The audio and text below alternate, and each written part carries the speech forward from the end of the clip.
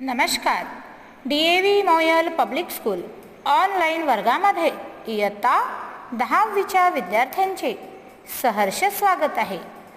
मुलांनो, मागच्या ऑनलाईन तासिकेमध्ये आपण अभ्यासत होतो पाठ 10वा रंग साहित्याचे. आज आपण या पाठाचा तिसरा भाग अभ्यासणार आहोत. मुलांनो, रंग साहित्याचे हा पाठ म्हणजे साहित्याच्या विविध प्रकारांची ओळख करून देणारे हे एक नाटुकले आहे. यात कथा, कादंबरी, कविता, नाटक, चरित्र, आत्मचरित्र व प्रवास वर्णन ही पात्रे आपापली माहिती सुश्रुत या मुलाला सांगत आहेत.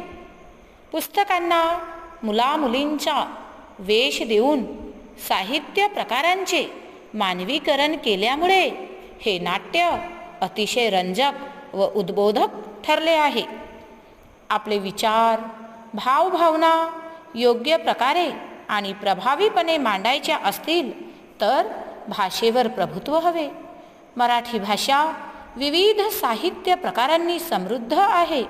या साहित्याच्या वाचनाने भाषेवर प्रभुत्व येते आणि जीवनानुभवही समृद्ध होतो. प्रस्तुत पाठातून विविध साहित्य प्रकारांचा परिचय करून देण्यात आला आहे. या साहित्य प्रकारांशी मैत्री केली तर मनोरंजनाबरोबरच आपले ज्ञानही वाढेल असा संदेश या पाठातून दिला आहे.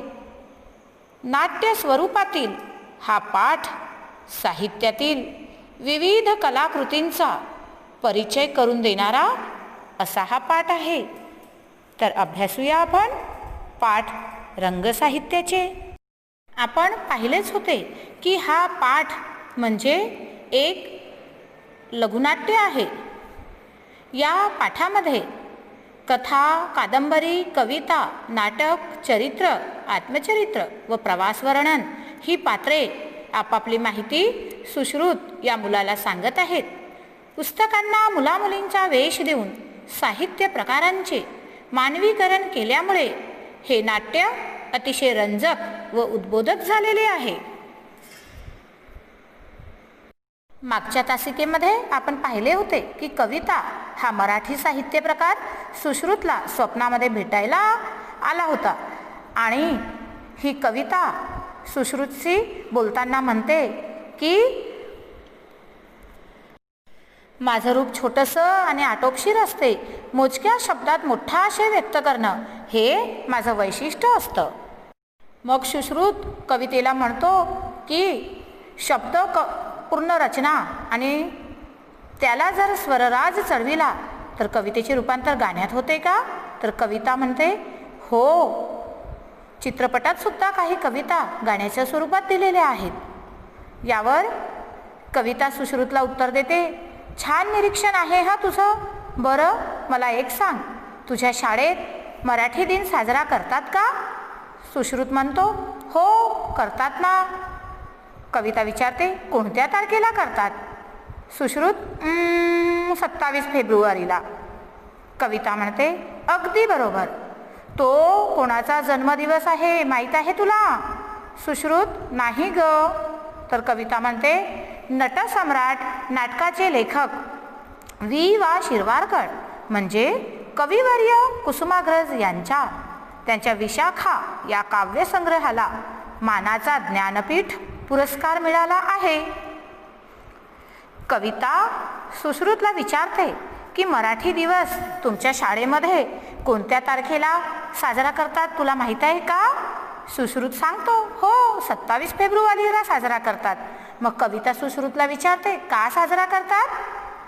तर त्याला माहीत नसते. मग कविता सांगते की नटसम्राट या नाटकाचे लेखक वा शिरवाडकर म्हणजे कविवर्य कुसुमाग्रज यांचा हा दिवस म्हणजे जन्मदिवस आहे आणि त्यांच्या विशाखा या काव्यसंग्रहाला ज्ञानपीठ हा सर्वोच्च पुरस्कार मिळालेला आहे. सुश्रुत म्हणतो खरंच का? कविता म्हणते कुसुमाग्रजांबरोबर केशवसूत, बालकवी, बा. भ. बोरकर, बासी मर्ढेकर, शांता शेळके, इंदिरा संत, सुरेश भट, नामदेव ढसाळ, नारायण सुर्वे अशा अनेक कवींनी मला आपल्या प्रतिभेने सजविले आहे. आणि कविता सुश्रुतला मराठी कवितेतील काही दिग्गज कवींची नावे सांगते. पुढे कविता सुश्रुतला म्हणते, संत काव्यापासून पंतकाव्य, मध्ययुगीन काव्य, शाहिरी काव्य अशी वळणे घेत आधुनिक काळात मी मुक्त छंदाचे रूप धारण केले आहे. कविता सांगते की मी आता पारंपरिक स्वरूप बदलवत आहे आणि मुक्त छंदाचे रूप मी धारण केले आहे. मुक्त छंद म्हणजे कवी कोणत्याही एका छंदाचाच वापर न करता मुक्त शब्दरचना वापर करतात. मग तेवढ्यात नाटक येतो. अरे सुश्रुत, ओळखलंस का मला? सुश्रुत म्हणतो, तू कोण आहेस रे? नाटक म्हणतो, माझ्याकडे बघ म्हणजे तुला कळेल.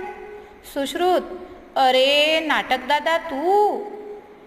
नाटक म्हणतो, पात्ररचना, चुरचुरीत संवाद आणि नाट्यमय घटना प्रसंग यामुळे मी मराठी माणसाच्या हृदयात अढळ स्थान प्राप्त करतो.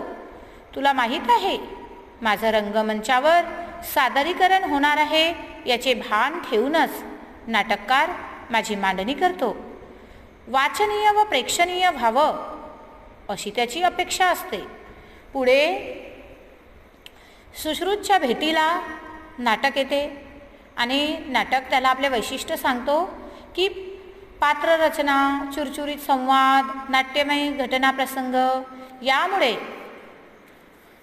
मी मराठी माणसाच्या हृदयात अढळ स्थान प्राप्त करतो. म्हणजे नाटकाला मराठी माणसाच्या हृदयात महत्त्वाचे स्थान आहे आणि नाटक प्रेक्षणीय व्हावं, वाचनीय व्हावं अशी नाटकाची अपेक्षा असते. मी कालच एक धमाल बालनाट्य बघितलं, त्याचं दिग्दर्शन उत्तम होतं असे बाबा म्हणाले. नाटक म्हणतो, वा छान. अरे दिग्दर्शकासाठी मला दिग्दर्शित करणे हा आनंददायी अनुभव असतो. मराठी भाषेत गोविंद बल्लाळ देवल, श्रीपाद कोल्हटकर, राम रमेश गडकरी, पु ल देशपांडे, वसंत कानेटकर, मधुसूदन कालेलकर, प्र के अत्रे अशा दिग्गज लेखकांनी मला समर्थपणे हाताळलं आहे. सुश्रुत नाटकाला सांगतो की काल मी एक बालनाट्य बघितलं आणि या बालनाट्याचे दिग्दर्शन, सादरीकरण अप्रतिम होतं. तर नाटक त्याला म्हणतो की वा, ही नाटकासाठी छान गोष्ट असते आणि दिग्दर्शकासाठी ती नाटक दिग्दर्शित करणे, दाखविणे, सादर करणे हा एक आनंददायी अनुभव असतो. आणि मराठीमध्ये अनेक महान नाटककार होऊन गेले आहेत, जसे गोविंद बल्लाळ देवल, श्रीपाद कोल्हटकर, राम रमेश गडकरी, पु ल देशपांडे आणि वसंत कानेटकर. यावर चरित्र हा साहित्य प्रकार आता सुश्रुतकडे येतो. ए सुश्रुत, शुकशुक इकडे बघ. सुश्रुत म्हणतो, कोण बोलवतंय मला? अरे मी चरित्र. मी एखाद्या थोर व्यक्तिमत्वाच्या व्यक्तीच्या लेखकावर प्रभाव पाडतो आणि त्याच्या आयुष्याची गाथा लिहिण्याची प्रेरणा लेखकाला मिळते आणि त्यातून मी जन्माला येतो. त्यानंतर सुश्रुतला चरित्र हा साहित्य प्रकार जागवतो आणि तो म्हणतो की मी चरित्र एखाद्या थोर म्हणजे महान व्यक्तिमत्वाच्या व्यक्तीचा एखाद्या लेखकावर प्रभाव पडतो. तो त्या व्यक्तिमत्वाने झपाटून जातो आणि त्या सन्माननीय व्यक्तीच्या आयुष्याची कथा लिहिण्याची प्रेरणा त्या लेखकाला मिळते आणि त्यातूनच चरित्र जन्माला येतो. सुश्रुत म्हणतो, मॅडम नेहमी म्हणतात की थोरांची चरित्र सामान्यांना प्रेरणा देतात म्हणून. तर चरित्र यावर म्हणतो, अगदी बरोबर, कारण मी असतोच मुळी संघर्षमय, कर्तृत्ववान आणि संधीचे सुवर्णसंधीत रूपांतर करणारा. म्हणूनच सामान्य लोकांची मतं माझ्या सहवासात बदलतात. बाळासाहेब पुरंदरे, धनंजय गाडगीळ, भाद खेर, रणजित देसाई अशा अनेक प्रसिद्ध लेखकांनी मला हाताळले. चरित्र यावर सांगतो की अगदी बरोबर आहे तुझं म्हणणं. माझ्यातून चरित्र वाचनातून वाचणाऱ्याला प्रेरणा मिळते, कारण मी संघर्षमय असतो. माझी जी कथा असते ती संघर्षातून जन्म घेणारी असते, कर्तृत्ववान आणि संधीचे सुवर्णसंधीत रूपांतर करणारी अशी असते. आणि सामान्य लोकांची मनं चरित्र वाचताना चरित्राच्या सहवासात बदलतात. अनेकांना चरित्र वाचल्यामुळे उपलब्ध परिस्थितीशी संघर्ष करण्याची प्रेरणा मिळते. आणि बाळासाहेब पुरंदरे, धनंजय गाडगीळ, भादखेर, रणजित देसाई हे प्रसिद्ध चरित्रलेखक आहेत.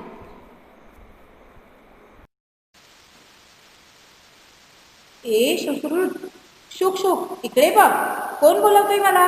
अरे मी चरित्र. एखाद्या थोर व्यक्तीच्या लेखकावर प्रभाव पडतो आणि त्याच्या आयुष्याची गाथा म्हणजे त्याच्या आयुष्याची कथा लिहिण्याची प्रेरणा लेखकाला मिळते आणि त्यातून मी जन्माला येतो.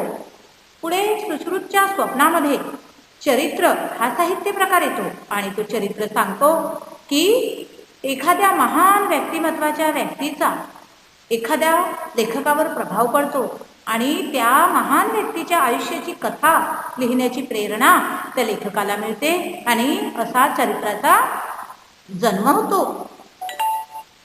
मॅडम नेहमी म्हणतात की थोरांची चरित्र सामान्यांना प्रेरणा देतात म्हणून, तर चरित्र यावर म्हणतो अगदी बरोबर, कारण मी असतोच मुळी संघर्षमय, कर्तृत्ववान आणि संधीचे सुवर्णसंधीत रूपांतर करणारा. म्हणूनच सामान्य लोकांची मतं माझ्या सहवासात बदलतात. बाळासाहेब पुरंदरे, धनंजय गाडगीळ, भादखेर, रणजित देसाई अशा अनेक लेखकांनी मला हाताळले आहे. यावर चरित्र सांगतो की अगदी बरोबर आहे की चरित्र वाचल्यावर लोकांना संघर्षमय परिस्थितीशी सामना करण्याची प्रेरणा मिळते, कारण चरित्र असतेच मुळी संघर्षमय, कर्तृत्ववान आणि संधीचे सुवर्णसंधीत रूपांतर करणारे. या पाठाचा उर्वरित पाठ्यभाग आपण पुढच्या ऑनलाईन तासिकेमध्ये अभ्यासूया. आता वेळ आहे गृहकार्याची. आकृतिबंध पूर्ण करा. अ, आ आणि ई असे आकृतिबंध इथे दिलेले आहेत, ते तुम्हाला वहीमध्ये पूर्ण करायचे आहेत. हा उपक्रम आहे मुलांना तुमच्यासाठी. मराठी साहित्यामध्ये काळानुसार कसे व कोणते बदल होत गेले यावर पालकांशी चर्चा करा.